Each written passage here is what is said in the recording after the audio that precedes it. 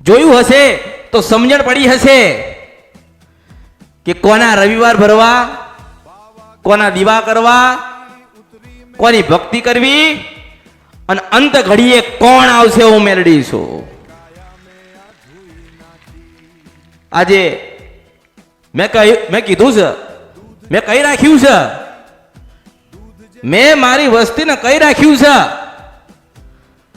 કે એક માણસ આવે કે 1 કરોડ આવે, દરેકને જમવાનું આલજો આલજો, પ્રસાદ આલજો આલજો આલજો આલજો ને આલજો.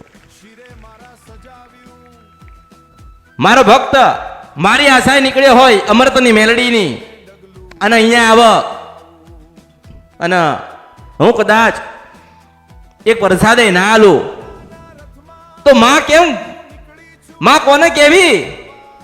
માનો ભાવ માની અંદર પડ્યું હોય. મારા સંતાનોને ક્યારે ભૂખ લાગી હું મેળડી છું. દિવસથી કરી છે, સવારથી સાંજ સુધી કરી છે. સમય આવશે એટલે સાંજની થશે હું મેળડી છું. મારી પાસે જે સગવડ હતી, મારી વસ્તીની પાસે જે સગવડ હતી એ કરી આલી.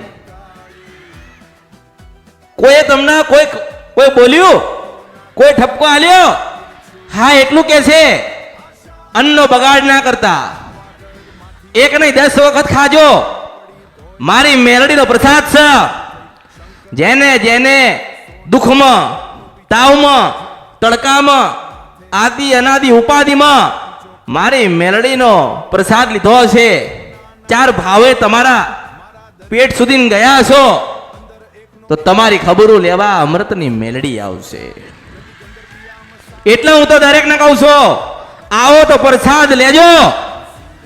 1 રૂપિયો કોઈને આલવાનો નથી, 1 રૂપિયો કોઈને આલવાનો નથી, 1 રૂપિયો કોઈને આલવાની જરૂર નથી.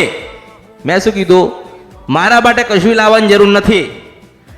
મને સુખડી આલી ને આનંદ આનંદ આવી ગયો, આનંદ.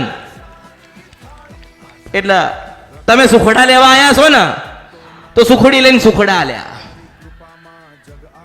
અને આવશે. ધીરજ રાખજો, દરેકનો સમય આવશે. આજે ફરીને આવ્યા છો ને, બીજે રવિવાર ભરીને આવ્યા છો ને, ભલે જે તમારા નસીબમાં હતો, જે લેખમાં લખાયેલું એ કર્યું, પણ થોડો સમય આ મેલડીને આલજો કે દરેકના વારા પરથી હું માતા